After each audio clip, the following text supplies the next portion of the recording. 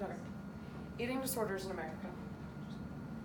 According to ANAD, there's approximately 30 million sufferers of eating disorders in America.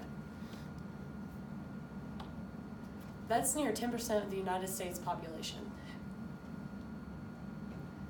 About 10% of the United States population has extreme beliefs about eating and ingesting food, whether it be that they are getting too fat by eating it, purging, or binge eating.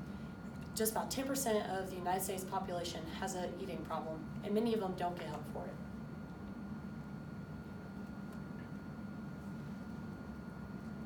Today I'm here and I'm going to talk about anorexia nervosa. It's an eating disorder that many Americans suffer from. Typically young adults, more likely to be women than male, but everyone is susceptible to get anorexia nervosa. It is a mental disorder.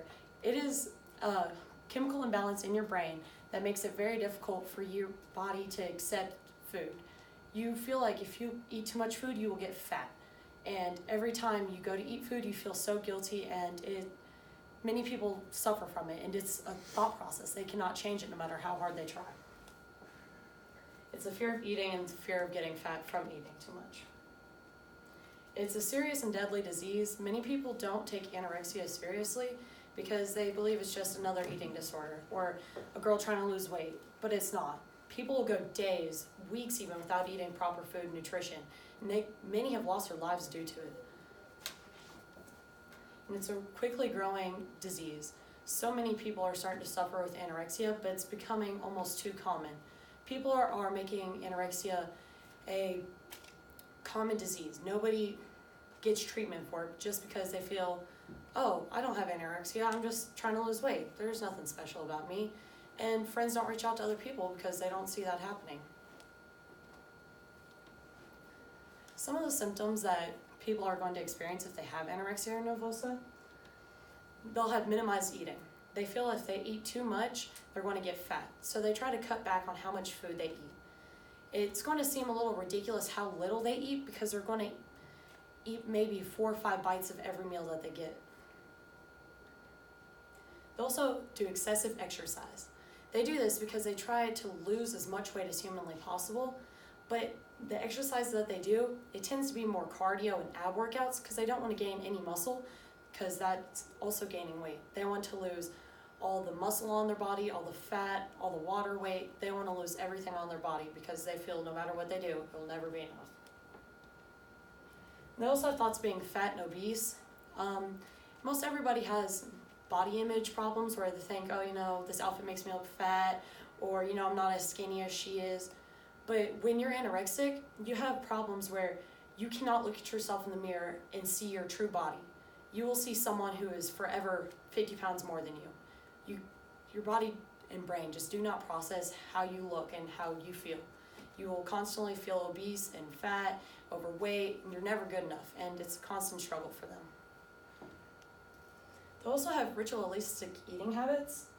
They'll cut up their food into tiny bites, equal bites every day, certain times, and they'll only eat 3, 4, 5 pieces of it because they feel, I'm literally cutting out my calories if I cut up my food. They go through things that most people think are weird, ritualistic eating habits just because we're not used to them. To them, it's their brain trying to trick their stomach into thinking that they're getting more food when they're really not. They also have social isolation. Just because it's an eating disorder doesn't mean it can't affect its life. Social isolation is kind of just when they separate themselves from the rest of society.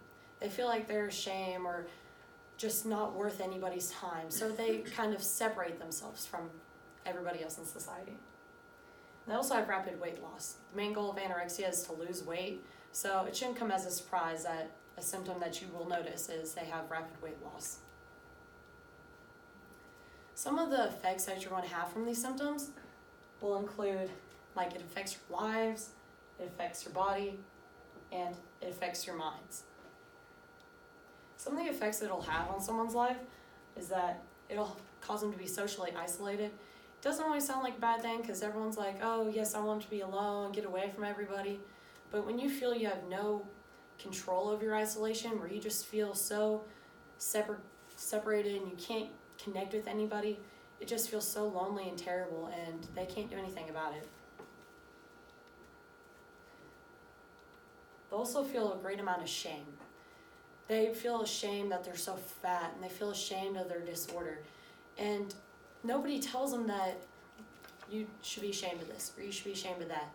But in their mind, they can't process that it's okay. It's okay to have problems. So they have shame. And they also have emotional isolation. Not only will they separate themselves from people in society, they'll separate themselves from their emotions. They'll begin to not feel anything. They become numb, also known as depression. It has many effects on our bodies. It affects our body in our hair, our nails, our eyes, our teeth, our stomachs. Everything in your body is affected by it. Again, you'll have rapid weight loss. That's unhealthy. It's almost like getting on crack. You just instantly drop weight, and it's not good. You'll also have hair thinning and loss because your body isn't getting vitamins and minerals that are necessary. Vitamins and minerals that keep your hair in your head. You'll notice many girls going bald at a young age, and that's typically a good warning sign that they're battling anorexia because they aren't getting what they need to help their body. You'll also have a lot of heart problems. One of the things that they are losing when they are losing weight is they're losing muscle. That includes inside your body too. So they're losing heart muscles. According to Dr. T.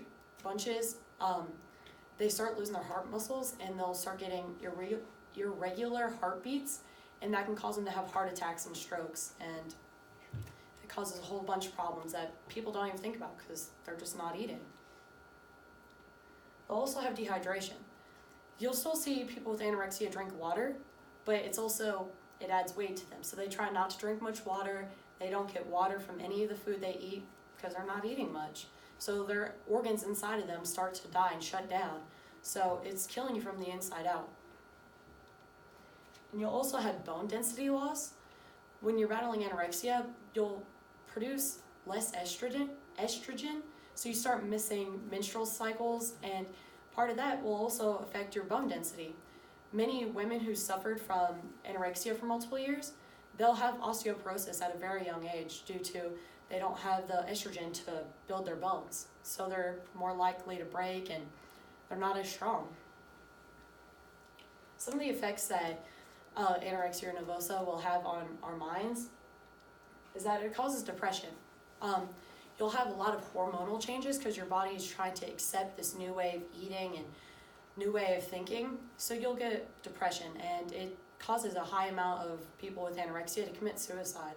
There's many dangers of having depression and anorexia nervosa. They also have low self-esteem. The root of anorexia normally stems from low self-esteem. People feel like they're not good enough, or they want to lose a little bit of weight here or there, and it just keeps adding on, and you start feeling like you're never good enough, and like you're always failing, and you're too fat, and everything is going wrong. They have no self-esteem whatsoever, and if they do, it's very, very little, and it's bound to break at any time. And also have a lack of interest. It's partially due to their lack of energy and the depression, but they start to lose interest in everything that they typically love. They can't seem to focus on anything either, because all of their focus starts going to planning their next meal, or counting the calories that they already ate, or the constant repetitive thought in their head thinking, I'm not good enough, I need to stop eating, I'm too fat. So they can't focus on anything. Luckily, no matter how bad all this seems, there are ways to recover. Some of them include getting professional help, support systems, and getting a positive mindset. It seems like pretty casual stuff, and it is, but many people don't acknowledge that they have a problem. They just see themselves as wanting to lose a little bit of weight. No big deal. So what, I don't like my body. No problem. So many people who do have issues, they don't reach out. They don't try to find help, so they do struggle. But some of the professional help that they can find is that they can get therapists. There are specific therapists just for eating disorders. They'll sit there and try to convince the victim that it's okay, it's normal to have these thoughts. You just can't be over-exaggerated about it. There's no reason to fear eating, just respect how much you eat. There's therapists that'll sit there and work with their minds and work with their bodies and try to get them back to what they used to be. Try to get them to love themselves and recognize that it's okay to eat and they need to eat. You'll also have general physicians.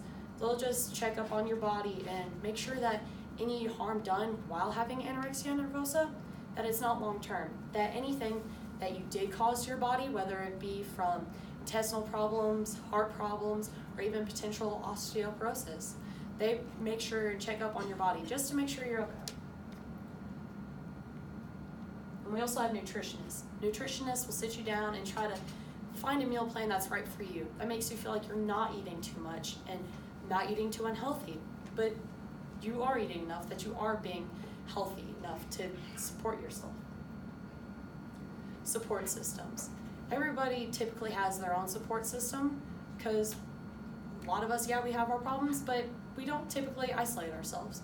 We're still able to go to our friends and our families and just talk about our problems. But they don't have that. So sometimes I have to go to support groups. Support groups are people that want to get together and they're battling the same problem. They want to work together to solve this problem. You'll have them run by either a therapist or a volunteer that has beat the disease themselves. But it's a great way to keep anorexics on track because they'll have to report their progress or they can help other people and it helps them feel good about themselves. So support groups are always a great option for those suffering with anorexia. We'll also have family. Family is a main bond that you will almost never lose. And when you get anorexia, you tend to push them away just because you feel like you want to be alone and you're ashamed and you just can't do it. But trying to reach back out to your family, they're going to be the main ones that are there to boost your self-confidence and self-esteem. Same thing with friends. They are not ashamed of you. They're going to feel like they are and everything like that. But friends are always there for you. And after people try to battle anorexia, they try to reach out to those whom they lost connections with during that time. And they'll typically try to go back to their friends, and their friends are always there to support them. It's also really important to have a positive mindset. Because of the depression, it's very difficult to learn how to handle your own emotions and how not to just starve yourself and ignore all of it. So they have to learn how to cope with their emotions and understand that what they're feeling is okay, but they don't need to go to as extremes as they have been. They also need to learn the self-worth that they have. They'll feel like they're not worthy, and all that depression talk, it's going to get to them. But if they have a positive mindset and tell them, I am worth it, if they just repeat that to themselves every day, it does help. It does help when you sit there and think, my body is okay. I am who I am, and it's going to be all right. And that positive body image is also what's going to get them better. When they start realizing who they are in the mirror, they're going to realize they want to get better. They're going to want to get themselves stronger and weak and be able to get up off the couch and be able to eat. In conclusion, I know it sounds terrible because there's so much death and pain and suffering and all these symptoms, but at least there is a way to recover from it. It is a scary disorder. It is deadly, but recovery is possible. It does seem impossible at the time. You just feel like it's never going to happen. You cannot eat. You're afraid of eating, but recovery is possible. People will go from being 110 pounds at age 23 to being 160 pounds. What's healthy? They feel, and they are at this stage, that they are beautiful. This is the only way that they'll ever be pretty. But they'll end up getting more depressed and just, I'm not good enough still at this. So they keep getting skinnier and skinnier. But as you can even see, the bigger they are and they're back to their healthy weight, they're actually legitimately happy. And they need to learn how to love themselves and our bodies, because that's all that you're going to get in your life is yourself and your body. That's all you're in control of. So you shouldn't damage it and harm it. And anorexia may be becoming more common, but we need to make battling it just as more common. We need to be the helping hand in the dark when you're feeling like you're struggling. This group of people can make it better. We can make anorexia stop.